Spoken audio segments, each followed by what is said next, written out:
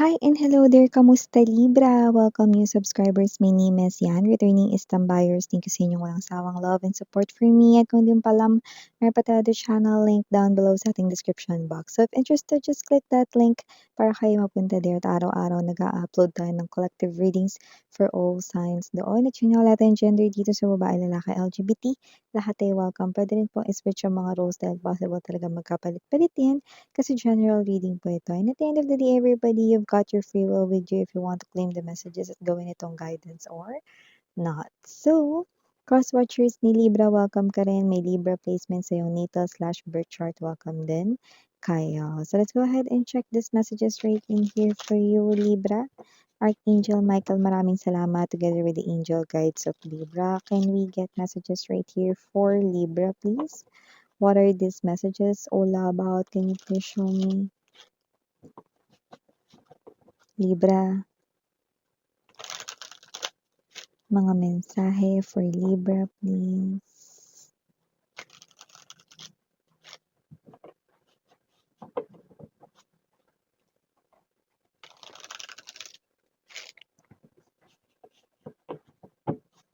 Okay, so Libra, let's go ahead and see your messages. So guys, you do have here the energy of Ten of Earth. We also have here the Ace of Air. Nandito rin present ang Seven of Fire energy. I'm seeing unicorns right in here. You could have seen that, no? Pwedeng sa mga palabas, cartoons, no? Or even sa gamit. Okay, just take how this resonates. 10 of air, 3 of fire. But I'm gonna tell you guys, no, the message of the unicorn later.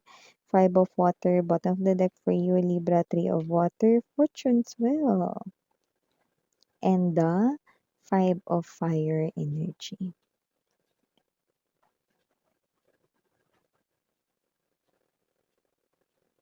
Okay, something magical is about to happen right here, no, na pwede mong i-look forward dito, no, sa pagpasok ng 2026 Libra, no. And this something magical has something to do with your coins and money, your stability, your pera, kaperahan right in here, no, whatever the case may be na pinanggagalingan mo rito, no, na pinagkukuhanan mo rito ng earning of yung living, no. Pwedeng trabaho ito or negosyo na something magical will surely happen dyan. No? I'm seeing there's this particular communication, a talk, a conversation, no, we're in. Okay? Kung sino man ito, no, siya ay malaking tulong sa'yo sa pag-angat mo. You will be on top right in here, no? You will be, okay, magiging successful rito in terms of your kaperahan, no?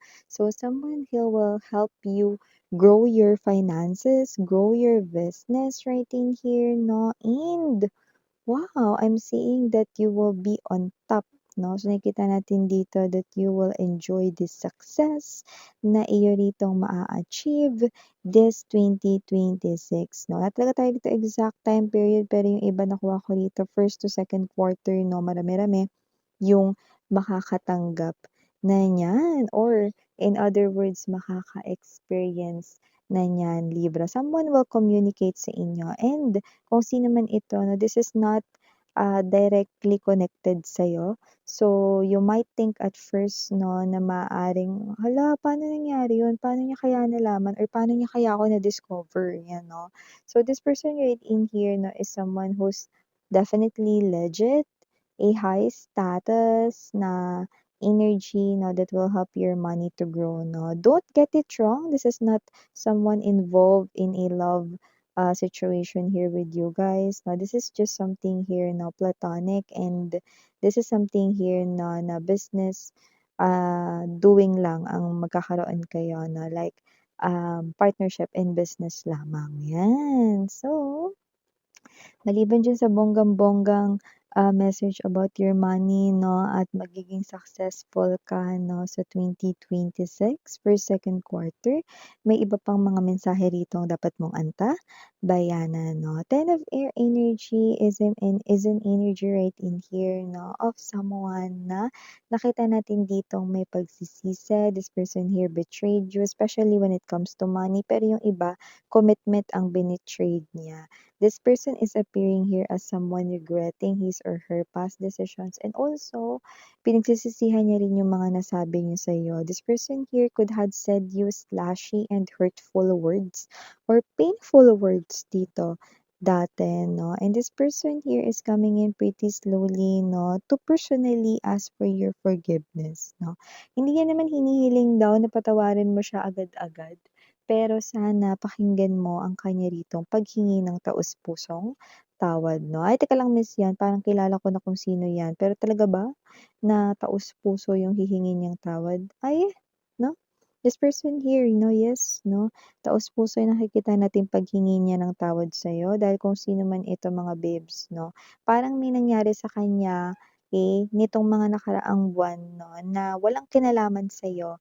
Pero parang dahil dun sa nangyari niya na yon, nagising siya rito 'no, sa parang life is precious. So, hindi ko alam na aksidente ba siya or whatsoever 'no. Parang yung energy is this is already a new life 'no. Parang eto siya 'no, nahihingi siya rito ng mga tawad sa mga taong nasagasaan niya 'no, or whatsoever 'no. This person here is want to lead his or her life now ng maayos 'no. So, this person here is someone na hindi naman niya hihilingin na patawarin mo siya agad-agad din pagtapos ng inyo ritong pakikinig sa mga sasabihin niya 'no, pero, taos-puso naman 'no, yung paghingi niya ng tawad sa'yo. This could be anyone who hurt you in the past. So, just take how this resonates. But the first person na papasok sa isip mo, yes, siya yun. Okay? So, maliban dyan, Libra, may energy rin tayo rito, no, na someone right here, no, is possible rito na makaramdam kayo rito ng very emotional, maging ganun kayo, no, to the point na parang gusto ninyong umiyak. Pero, hindi dahil malungkot kayo, hindi dahil sad kayo, hindi dahil meron kayo rito na parang malungkot na bagay na may experience like hindi. You will get very emotional and you will be in this type of energy 'no, na parang gusto niyong maiyak 'no, pero dahil sa sobrang tuwa 'no.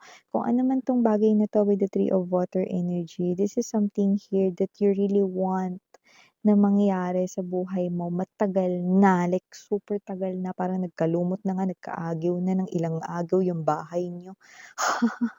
Hindi pa rin dumating 'to 'no, pero eto na yon. That's why you will feel very emotional to the point na hindi mo akalain na darating pa pala sa buhay mo yung ganitong klase 'no, ng pagkakataon. Yes, maaari kang mapakanta ritong "This is the moment", ni Eric Santos. Yes, definitely this is the moment for you, Libra. Ano man yung hinihintay mo na akala mo wala na, akala mo hindi na darating, akala mo napaglipasan na ng panahon, then voila! Eto na yun 'no, it's like the universe saying right in here, "Tsa-tsan! Eto na yung hinihintay mo, Libra 'no, something that you've already forgotten or you've decided na kalimutan na lang because hindi matutupad." Pero what?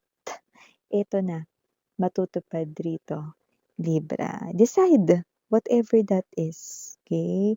And the universe will give it to you.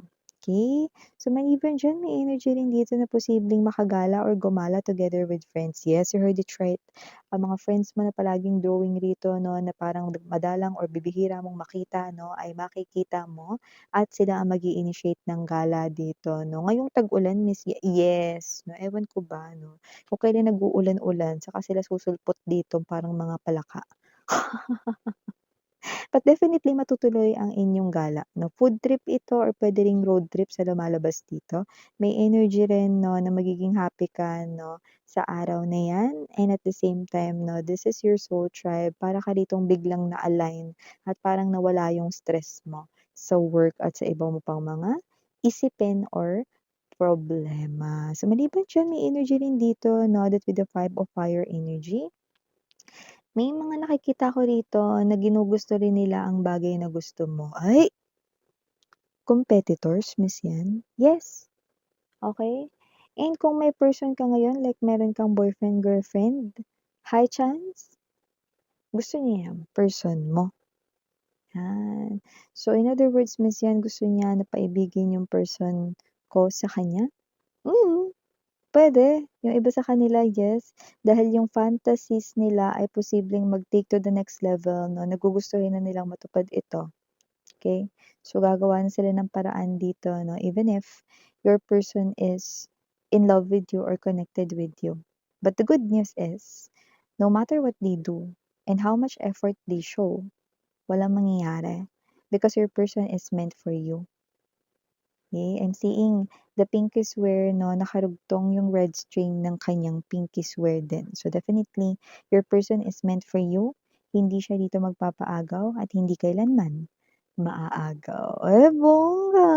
I'm seeing family, home stability. Kung sino man ang ka-connect mo, mahal ka rin niya at hindi ka niya sasaktan or magagawang saktan kahit isipin man lamang hindi niya ito magagawa sa'yo.